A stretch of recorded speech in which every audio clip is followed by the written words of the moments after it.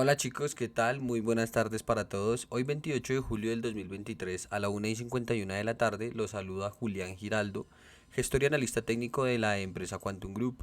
Vamos a dar cierre a la última semana del séptimo mes del año 2023 con nuestro matutino seguimiento al índice del dólar americano, sus correlacionados, Wall Street como tal, el Dow Jones, el S&P 500, el Nasdaq 100, también las criptomonedas como Bitcoin y una que otra empresa que me parece de suma importancia o interés a tener en cuenta en base pues a los buenos resultados que presentaron en este mes. Empresas como Meta, empresas como Amazon, empresas como Apple, Tesla, Microsoft y demás, ¿sí? Que aunque hubieron unas de las que se esperaban mejores resultados que otras, cerraron un buen mes de una manera bastante positiva. ¿Sí? Vamos a arrancar en esta ocasión. La semana pasada, si no recuerdo mal, arrancamos con Wall Street directamente. Ah, no, miento, arrancamos directamente con Bitcoin. Entonces vamos a iniciar por el mismo. No vamos a mover mucho el análisis de BTC, teniendo en cuenta que, bueno, la semana pasada, el viernes de la semana pasada, se había dejado la idea en los 30.082. Recuerden, ya que estoy tratando con el tema de las ideas, en ningún momento nosotros intentamos ser una asesoría de inversión. Simplemente nuestro panorama y un poco de nuestra forma de trabajar. Desde Quantum Group y Aureon International School no nos hacemos responsables por ninguna pérdida o ganancia que ustedes tengan simplemente por ver un video en YouTube. Bien, ok. Teniendo en cuenta eso, teniendo en cuenta también el parámetro y el rompimiento a nivel de chartismo, podríamos decirlo, que tuvo el Bitcoin desde el 17 de julio del año 2023, nos daba una cierta señal que a nivel primero de estructura, la pérdida del nivel de los 29.697, 29.720 con exactitud, fue una zona muy importante en temporalidades del corto plazo, ¿sí? Ahora, también teníamos que tener en cuenta que fíjense cuando nosotros nos referimos que el comportamiento del mercado siempre es cíclico, aunque debemos también citar la famosa frase que dice que resultados pasados o movimientos pasados no garantizan movimientos futuros, pero el mercado es fractal, ¿sí? ¿Eso qué quiere decir? Que suele comportarse de las mismas maneras en las que se comportó previamente, ¿de acuerdo? Hasta que conforme una estructura de largo plazo. Bien, así funciona. Listo. Ahora, la estructura de Bitcoin cambia con exactitud cuando pierde la barrera de los 18.177 dólares, ¿sí? Por BTC y es confirmada cuando rompe los 25.250 dólares, ¿sí? Creando diferentes máximos y dándonos una estructura de mercado en temporalidad del mediano plazo o en estructura del mediano plazo de esta forma. Y ahorita en estos momentos estamos operando un retroceso, pero si nosotros vemos y trasladamos la estructura actual del Bitcoin en temporalidad o en la tendencia intermedia, seguimos en una estructura alcista. Bien, y así continuará siendo hasta que no se pierda la zona de los 24.735. Ahora, actualmente con este cambio de fractalidad del mediano plazo, del corto plazo, perdón, tenemos dos oportunidades de entrada. O bueno, teníamos una primera aquí en esta zona. En esta zona es donde dejamos la primera idea. Sí, claro que está, que ya se había ido porque cuando nosotros lo dejamos, si ustedes revisan el video, la vela ya estaba más o menos por estas zonas. Sí, luego sale esta y bueno, y reconfirma la estructura o el inicio de la posible estructura bajista que no deja de ser sino un retroceso de la estructura intermedia. Pero bueno, como tal, tendríamos tres oportunidades en estos momentos en el BTC a objetivos de deuda como mínimo a los 27.348 y pues ya máximo a los 26.289, en donde según cómo reaccione el precio podríamos empezar a buscar oportunidades de compra como máximo a la zona de o mínimo a la zona de los 39.274 y máximo a los 42.296, que es el impulso primario, ¿sí? De toda la caída de Bitcoin, porque nosotros no podemos olvidar que BTC tiene un último objetivo por liquidar en los 14.353 y 11.000, o bueno, 12.100, 12.000, vamos a cerrarlo en 12.000, en donde serán oportunidades increíbles para comprar nuevamente, ¿sí? ¿Qué puede tener Bitcoin en contra a nivel fundamental? Bueno, todavía pues la idea de la CBDC, sí, por parte de los gobiernos del mundo, aunque En este caso quiero citar algo bastante interesante y bastante importante que está sucediendo en los BRICS, que también les cité en el video anterior, ¿sí? Que es la cuestión de la competencia que tiene China e India, ¿no? Son países que aunque son compañeros en el grupo de los BRICS, no son aliados, ¿de acuerdo? Son países que siempre han tenido su rivalidad e India ahora mismo pone este tipo de puzzle, por así decirlo, o este tipo de piedra en el camino para la creación de una divisa hegemónica para los BRICS, alegando que solamente traería buenos beneficios o traería mayores beneficios a China, al dragón asiático y segunda potencia del mundo, cosa que la India no quiere permitir. ¿Por qué? Porque la India va muy atrás de China, ¿sí? O no muy atrás, va muy pegadita a China, ya incluso reemplazando a Reino Unido como la quinta potencia económica del mundo, y según analistas puede reemplazar también a Japón y a Alemania para el año 2030. Yo considero que mucho antes, porque lo que es Alemania, por ejemplo, se encuentra en esta inflación técnica. ¿Sí? Si vemos, por ejemplo, el DAX alemán, de todas maneras los índices son muy interesantes, hace un máximo histórico. Histórico. Increíble. Bien, pero bueno, aquí terminamos con la idea de Bitcoin. Bien, estamos operando en estos momentos una estructura bajista del corto plazo que no deja de ser sino un retroceso de la estructura del mediano plazo. ¿Listo? Ahora pasamos a los índices que igual están haciendo el mismo comportamiento y ahora sí podemos citar lo que sucedió esta semana. ¿Qué sucedió esta semana? Bueno, sucedieron bastantes cosas. Bien, la primera y más importante era el dato de, o la decisión que iban a tomar la Reserva Federal, el FOMC, ¿sí? Seguida de la rueda de prensa de Jerome Powell, ¿de acuerdo? En donde se suben efectivamente 25 puntos básicos, situando la tasa real de la Reserva Federal en el 5,5%.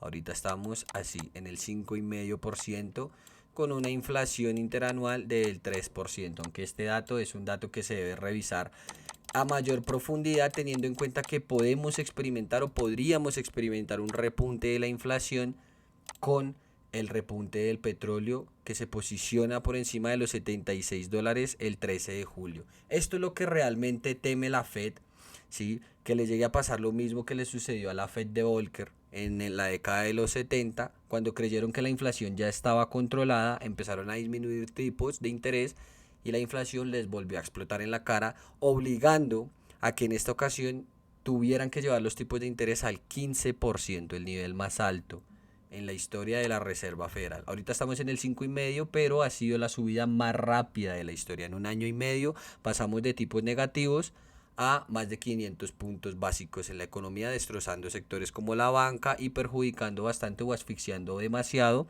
a lo que es el sector de la vivienda, por ejemplo, tanto en Estados Unidos como por ejemplo en Europa también, con el Euribor a precios históricos. Bien, ya que estamos con el petróleo, antes de pasar a los índices, fíjense cómo de todas maneras para los seguidores más fieles o los primeros seguidores del canal, lo único que está consiguiendo es lo que nosotros esperábamos desde que empieza la caída, y es el repunte como mínimo. Bueno, acá tenemos un objetivo a los $87, pero nosotros ya tenemos identificado una zona como mínimo en los $100, que incluso es la intención de la misma OPEC Plus, que no lo ha ocultado en ningún momento, ¿sí? Y ahorita con la reducción de petróleo que están llevando a cabo, pues al parecer pesa más sobre la recesión, una recesión que parece ser que no va a llegar nunca, porque el Producto Interior Bruto de los Estados Unidos del mes pasado, perdón, del jueves, del día de ayer, demuestra fortaleza en la economía, incluso esperando, fíjense, esperando por parte del mercado o según el consenso del mercado, una debilidad o un decrecimiento en la economía estadounidense. Por el contrario, sale mucho más fuerte. Estaban en el 2%, esperaban una caída al 1,8% y la economía estadounidense repunta un 2,4%. ¿Sí? Eso es lo que podríamos decir llevó al dólar en los últimos 2 días de la semana al repunte que vimos ayer y al que vemos hoy. Aunque bueno, el dólar en estos momentos está cerrando de una manera bastante negativa. Vamos a ver cómo abre la semana. Bien, ahora sí, y el mes como tal, porque aunque julio se acaba el lunes, sí, ya prácticamente pues estamos hablando de el comienzo del octavo mes del año, mi año de cumpleaños. Bien, ¿Qué vemos nosotros en el SP500? Fíjense, se cerró una idea de 63 puntos, una idea planteada el 20 de julio, la semana pasada. No recuerdo muy bien si esta idea también se planteó en el canal de YouTube, pero bueno. ¿Qué podemos ver? Bueno, vamos a retirar primero este punto. Fíjense cómo el SP500 en estos momentos tiene un rompimiento de estructura, ¿sí? Pero pues al parecer con esta actual fuerza que lleva el precio no es un rompimiento muy sólido, y además vender en esta estructura alcista tan fuerte que lleva desde septiembre del año pasado no es muy buena idea. Septiembre, octubre del año pasado, venderlo ahorita en estos momentos no es muy buena idea. Fíjense, el SP500 ya se encuentra amenazando la resistencia clave de la semana del 28 de marzo del año pasado, cuando comienza realmente pues la tormenta para las tecnológicas o diferentes sectores, con las decisiones con las jumbo subidas por parte de la Reserva Federal. Ahí lo tenemos. Yo les había comentado que esa resistencia no iba a ser fácil de vulnerar. Bueno, pues relativamente, ¿no? Porque la resistencia del 15 de agosto del 2022 en los 4.329 pues se la comió con patatas. Solo se frenó una semana y de ahí en adelante pues la rompió y hizo su pullback, un pullback perfecto y arriba. Con exactitud, cuando me refiero a arriba, pues ha subido un 6.59% y en la actualidad un 5.96%.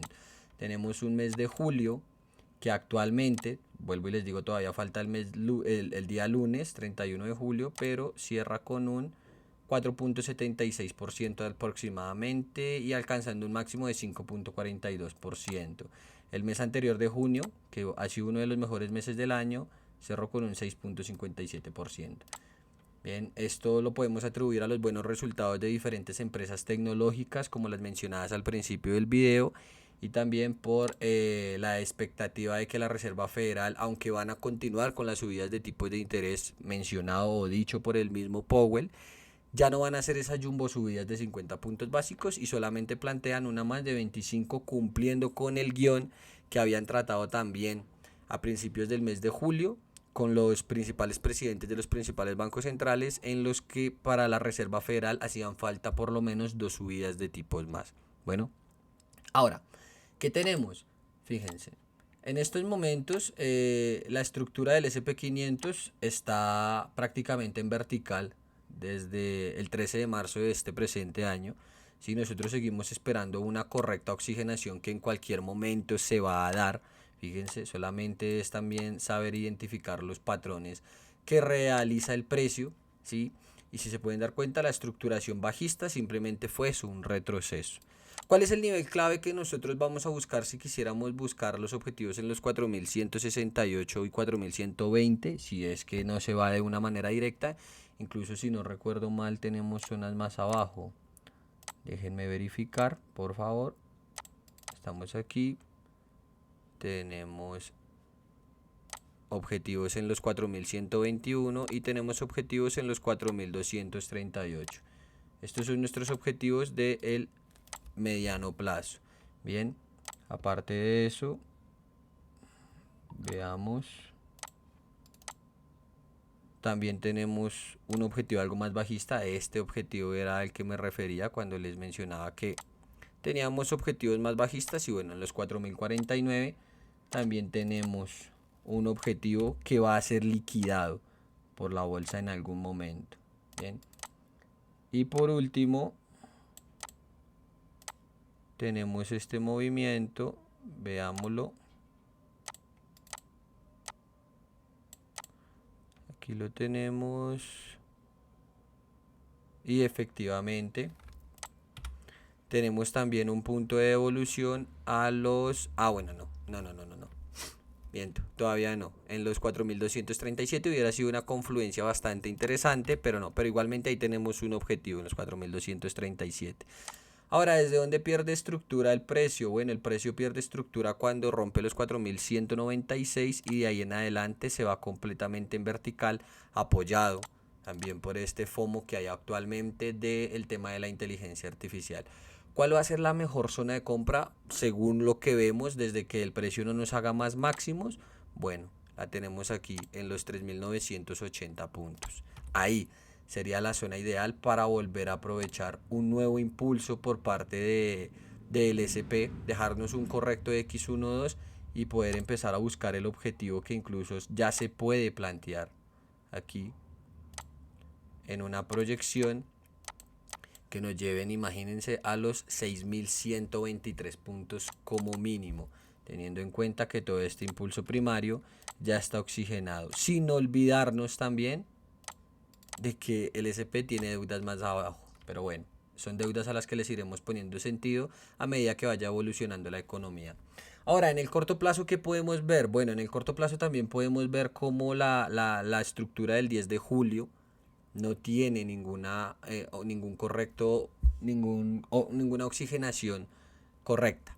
¿Sí? Va en máximos relativamente. Y en estos momentos pierde una estructura muy importante. ¿Sí? Como lo eran los 4.551. Si nosotros quisiéramos ponernos en la perspectiva de buscar ventas, no serían ventas hasta mínimos, ¿no? Es muy arriesgado si nosotros estuviéramos hablando de vender hasta mínimos. Aquí podríamos estar hablando de tener dos cosas, dos escenarios. Siempre debemos plantearnos dos escenarios en el trading. El precio ya ha perdido este nivel. Es una pérdida muy importante que incluso nos permite situar un primer mínimo, un primer quiebre. Bien, ahora fíjense cómo cierra el precio cuando tenemos el impulso primario en nuestra segunda zona de interés. Este planteamiento que vamos a poner es algo arriesgado, es algo peligroso, sí, pero simplemente estamos hablando de una corrección tal cual la hizo aquí, tal cual la hizo aquí. ¿Sí? Son oxigenaciones que el precio debe hacer. Si nosotros queremos, vuelvo y les digo, vender como mínimo, o bueno, vender hasta los 4.041, obligatoriamente se debe perder el nivel de los 4.380. De ahí no hay negociación a nivel estructural. Pero aquí sí podríamos tener una idea, vuelvo y les digo, es una idea que conlleva bastante riesgo teniendo en cuenta esa fuerza alcista que lleva la bolsa. ¿Sí? Estamos hablando de un stop de 35 puntos y un primer take profit de 79 o un segundo take profit de 146 puntos para que se vuelvan a ser las zonas ideales de compra. Pero ahí en algún momento llegará el precio y este punto es una primera posible señal. Vamos a ver, puede ser un falso escape a la baja. ¿Sí? Un falso rompimiento y que el precio siga en máximos. Es por eso que las ventas son muy arriesgadas, pero esto ya puede venir siendo una señal interesante para intentarlo. ¿Listo? Ahora, ¿quién dice el Nasdaq 100? Bueno, el Nasdaq 100, aunque también demuestra una debilidad importante, estamos en un escenario de compras porque ya tenemos un nivel oxigenado. Fíjense, vamos a ver bien la estructura. Lo tenemos aquí. Listo, tenemos un impulso, un primer impulso primario que no ha llegado de todas maneras a sus zonas de oxigenación. Debemos tener mucho cuidado. Esa idea de compra ya debería estar cubierta. Y bueno, ahí no nos dice nada, el precio no nos dice nada de ese objetivo que les acabé de mostrar en pantalla. Luego tenemos esta pequeña onda. Esta pequeña onda sí me da una información concreta. Aquí un retroceso a los 15.216 puntos. Luego les digo, perfecta zona para volver a comprar. Y luego tenemos esta onda de aquí que igualmente me arroja otro objetivo en los 15.536 puntos. Son objetivos de compra. ¿Listo? Para volver a entrar al mercado.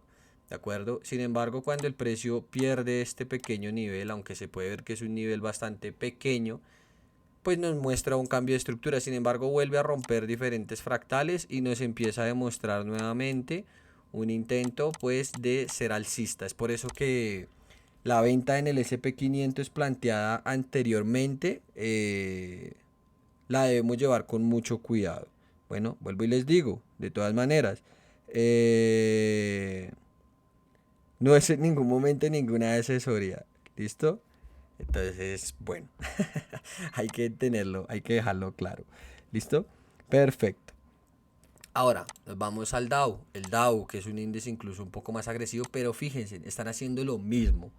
Todos los índices están haciendo lo mismo, están demostrando una debilidad, pero una debilidad simplemente para corregir. Era el Dow, el que yo les había mencionado que la resistencia de los 35.490 iba a ser un muro, iba a ser un freno muy interesante que iba a parar el precio. Aparentemente actualmente lo está haciendo, ahí se frenó el precio y en temporalidades del corto plazo pierde nuevamente también un nivel muy importante. Este de aquí ya no. Y este de aquí lo tenemos de la siguiente manera. Ahí, listo. Ha perdido estructura y nos está mostrando el mismo escenario que el SP500. Bien, si nosotros realmente quisiéramos vender al Dow, bueno, como tal, pues la pérdida del nivel diario ya es un nivel muy importante. Mitigaría las zonas de los 33.513 y 33.210. El índice del Dow, bueno, el gráfico del Dow sí está un poquito más complicado de analizar. Aunque bueno, tenemos nuestro máximo semanal. Ya tenemos confirmado nuestro máximo semanal, ¿sí? Del largo plazo. Vamos a marcarlo. Aquí lo tenemos. Bien. Y estos vendrían, sí, este vendría siendo pues nuestro máximo diario, que si se pierde pues el Dow ahí sí ya nos entraría o nos metería en una posibilidad seria de empezarlo a vender, porque amenazaría de una manera seria también el soporte semanal. Sí, pero en el corto plazo, bueno, en el corto plazo veamos que tenemos.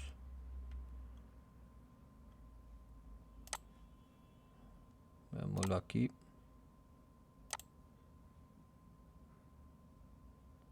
Vamos a verlo, lo ponemos de la manera correcta. Ahí lo tenemos. Bueno, son los mismos objetivos que estaban planteados con la pérdida diaria. Entonces vamos a ver el último fractal. Miren, las zonas ideales para volver a comprar el Dow o hasta donde incluso lo podríamos vender serían estas, los 34.711, 34.475 y 34.290. Esas serían las zonas más ideales para comprar o venderlo en esta nueva estructura que está realizando el precio acá. Sí, ahora nos permite tener un nuevo mínimo de corta temporalidad. Listo. Aquí lo tenemos. Y podríamos plantear el mismo escenario. Vuelvo y les digo, ojo con entonces la idea de compra que hay en el Nasdaq 100. Bien. Y ojo con la idea de venta que hay en el índice del SP. Aquí en el Dow también vamos a intentar poner una idea de venta. Pero debemos ser conscientes de que es una idea con bastante riesgo. Estamos hablando de un objetivo de 305 puntos de stop loss de riesgo y un objetivo de 1168 puntos como mínimo de take profit o 766 puntos. Listo, eso ya pues se lo dejo a la decisión del trader. Listo. Ahora sí, nos vamos al índice del dólar y sus correlacionados y el efecto que tuvieron tanto el dato del PIB como la decisión de las subidas de tipos de interés por parte de la Reserva Federal. Bien, el dólar americano, ¿sí? Un índice muy importante, por decirlo que es el más importante del mundo, porque es la divisa hegemónica del mismo, bueno, y la divisa de la primera potencia del mundo. Bien, el dólar americano tiene diferentes escenarios, ¿sí? Diferentes conceptos. Uno de ellos es que el rompimiento de los 103.85 es un rompimiento clave para marcarnos la estructura de largo plazo a nivel semanal alcista, y sigue siendo alcista hasta que no se pierda el nivel de los 88 puntos, 88.16 con exactitud. En estos momentos de todo un impulso primario, encontramos que el dólar americano sigue respetando la zona de los 101.51, siendo la primera zona de interés, y está cerrando por encima de él el mes de julio. Sin embargo, a nivel de estructura y de acción de precio, igualmente la estructura en el gráfico semanal sigue siendo bajista luego de que se pierde el nivel de los 100 puntos, que era la consolidación prácticamente en la que se encontraba el precio desde enero, desde el 30 de enero, desde comienzo de año. Sí, lo confirma a la baja, luego de que el IPC de los Estados Unidos cayera. Bien, ahora, la subida de 25 puntos básicos no le da mucha fortaleza al dólar americano. ¿Sí? No se esperaba volatilidad, eso lo pude mencionar, bueno, en mis redes sociales, en mi Instagram personal, en el que les comentaba que yo personalmente no esperaba mucha volatilidad si los datos salían tal cual se esperaban, 25 puntos básicos. ¿Sí? Powell tampoco fue demasiado agresivo con lo que dijo, por lo tanto el dólar no repuntó el día miércoles, repuntó ayer y hoy con el dato del PIB. ¿Listo? Ahora, el dólar americano también tiene un impulso secundario aquí, luego de que pierde esta estructura del nivel diario, podríamos decirlo, ¿sí? Aunque pueden ver que la estructura es semanal, pero bueno, eso ya depende del entrenamiento del ojo. Pero bien, esto es un rompimiento diario. Bien, ahí lo tenemos. Y desde ahí el precio nos deja dos cosas. Fíjense, y tenemos una deuda en los 93 puntos. Listo, primera deuda en los 93 puntos. Luego nos deja otras ondas diferentes. Tanto la onda del fallo, que igual nos deja objetivos un poco más alcistas en la zona de los 94 y 93 puntos. Y al mismo tiempo tenemos luego la onda que cambia realmente la estructura con el último objetivo en los 100 puntos liquidado. Listo, perfecto. Ahora vamos a aplicar otro de nuestros sistemas para confirmar que no hayan más puntos un poco más abajo. Efectivamente tenemos otro objetivo también en los 96.93 y todas estas zonas van a ser zonas ideales para intentar buscar nuevamente un repunte para el dólar americano. Como mínimo a dónde? Como mínimo a los 107 y máximo 110 puntos, que de todas formas seguirán siendo un retroceso de este nuevo impulso. ¿Por qué? Porque si nosotros vemos realmente la estructura del dólar americano es completamente bajista desde noviembre del 78 con más exactitud, teniendo su siguiente pico en el septiembre del 92 y su último en el 1 de febrero del 2008. Pico bajista cuando hablamos, ¿listo? Cuando hablamos de pico estamos hablando de un pico bajista, ¿listo? Bien. El dólar americano puede tener muchísimas posibilidades de rebote en esos puntos. Ahora, a nivel del mediano plazo, la estructura sigue siendo bajista. Fíjense. ¿Y cuál es la zona que debe romper el precio para considerar que podemos buscar las compras hasta estos niveles? Pues el nivel de los 104.71. Hasta que ese nivel no sea realmente roto, el dólar americano se encuentra simplemente desde el 13 de julio, 14 de julio en un retroceso. Un retroceso que en estos momentos de este impulso primario lo ha llevado casi ya a nuestra primera zona de interés. Y en nuestro impulso secundario lo tenemos ya en la primera zona de interés. Vamos a ver qué objetivos podríamos sacar de este nuevo fractal realizado cuando el precio rompe este nivel.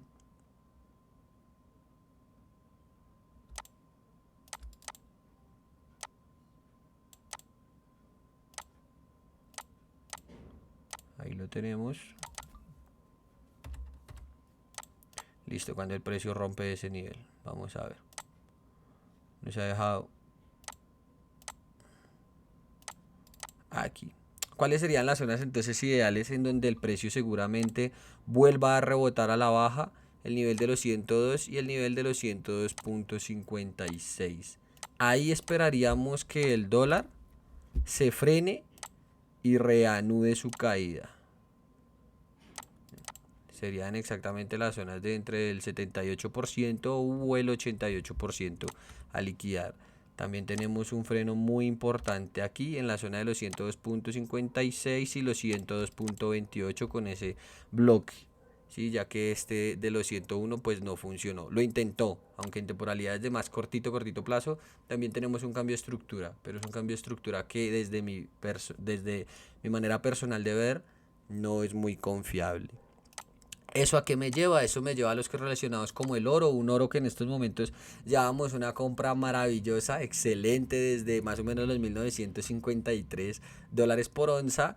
No llegó al máximo que debería haber llegado, como mínimo a los 2005-32. Por el contrario, este nuevo dato del IPC lo que provoca es atrasar nuestro objetivo, ¿sí? Hay una frase que a mí me encanta de uno de mis maestros y es que dice que las fundamentales lo único que hacen es atrasar o adelantar nuestros objetivos, más nada.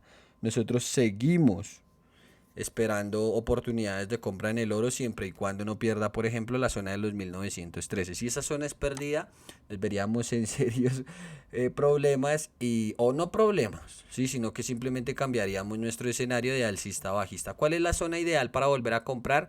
Los 1935 o los 1925. Vender en estos momentos. Podríamos hacerlo, fíjense, tenemos ahorita en estos momentos una estructura completamente bajista luego de que se pierden los 1970 dólares por onza. También habían muchas razones para volverlo a vender. Sin embargo, bueno, yo después de la recuperación de esta estructura, el no rompimiento de los 1946, confiaba mi análisis a máximos. No sucedió de esa forma y por el contrario, al parecer el oro quiere ir a liquidar directamente las deudas que dejó de este nuevo fractal alcista. Lo que sí es cierto es que el oro tiene muchísimas probabilidades de que ya haya terminado un impulso primario, un impulso secundario, perdón, y quiera volver a visitar máximos. Eso es muy probable, si es que el dólar, por ejemplo, se sigue derritiendo de esa manera. Bueno, si no, en estas zonas volveríamos a buscar puntos de ventas. Yo anularía las ventas si se pierden los 2021 dólares. Si se pierde esa zona, ya es complicado que el oro vuelva a las ventas. Pero bueno, debemos recordar que el oro también es un activo demasiado manipulado. Sin embargo, ¿qué estaría viendo yo? Bueno, realmente para venderlo vería ahorita un poco muy complicado porque para poner un stop técnico no me lo permite. Si quisiéramos entrar en estos momentos, tendríamos que jugar con los altos anteriores. Entonces corremos el riesgo de que nos saque. Estaríamos con un riesgo de 102 puntos y un profit de unos 321. Es 113. De todas maneras, es una buena gestión. Es un buen ratio riesgo-beneficio. Pero no me agrada mucho, la verdad. Prefiero un movimiento, algo así. Estamos hablando de todas maneras de un stop bastante alto, pues un stop técnico, ¿sí? Teniendo en cuenta que reaccione en este nivel de los 1928 y un profit, un swing, como a mí me gustan, de unos 732 puntos. Sí, 732 puntos más o menos. Sí, 700 de 1929 a 2002. Ah, sí, 732 puntos. Listo, es un muy buen trade. Vamos a ver cómo reacciona. Y ahora, y para ir terminando, no alcanzamos a ver las empresas para que el video tampoco se nos haga muy extenso. Tenemos al euro USD que se encuentra ahorita en buenas zonas de compra, pero efectivamente también tenemos el riesgo de que nos pueda hacer un último mínimo y liquide o termine de liquidar la zona de los 10911. ¿Sí? Dándonos nuevamente la oportunidad de seguir comprando, teniendo en cuenta que la estructura del mediano plazo sigue siendo alcista, ¿sí? Y que no la vamos a cambiar hasta que ¿sí? Hasta que no se pierda el nivel estructural semanal de los 1.06. Hasta que ese nivel no se pierda realmente, nosotros no podemos vender a largo plazo en el euro USD. Aunque bueno, si se pierde el nivel de los 1.08, ahí sí ya sería complicado y empezaríamos igual a buscar netamente las ventas. ¿Listo? Y ya por último y para terminar, chicos, tenemos la libra dólar, una libra dólar que se encuentra en el mismo escenario, ¿sí? Con el soporte clave en los 1.25 y al mismo tiempo eh,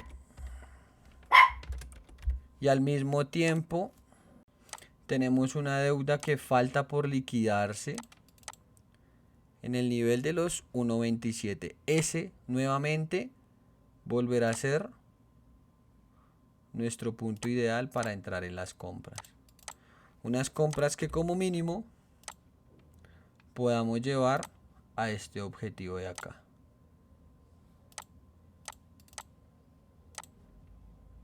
A los 1.35. Y ese volverá a ser nuestro sell zone, teniendo en cuenta que la estructura mayor de la libra esterlina es completamente bajista. Es por eso que debemos identificar de manera correcta las estructuras mayores para así irnos posicionando en las menores. Bueno, chicos, chicas, eso sería todo por mi parte en la semana de hoy. Recuerden que si les gustó el video nos pueden ayudar con un like, suscribiéndose al canal y activando la campanita de notificaciones para que estén al tanto de todas las actualizaciones diarias no, sino semanales que subimos a nuestro canal de YouTube. Bueno, muy pendientes a todo lo que nos vaya mostrando la Fed, ¿sí? La inflación, el repunte del petróleo, la geopolítica por parte de Rusia y Ucrania, ¿sí? La tensión que todavía hay entre China y Estados Unidos y ahora en contra de Occidente también que se suben a la ola de sanciones en contra de la segunda potencia mundial, ¿sí? Que no es lo mismo que Rusia, olvídense de eso, ¿sí? Para Bitcoin pues todo el tema de la CBDC y demás que todavía sigue latente, ¿de acuerdo? Y bueno, demás cosas, ¿bien? Los BRICS y demás. Bueno, para mí fue un placer y siempre seguirá siendo un placer estar con ustedes. Muchas gracias a todos por su apoyo. Recuerden activar la campanita de notificaciones y nos vemos el otro viernes, chicos. Chao, chao. Un abrazo, que estén muy bien.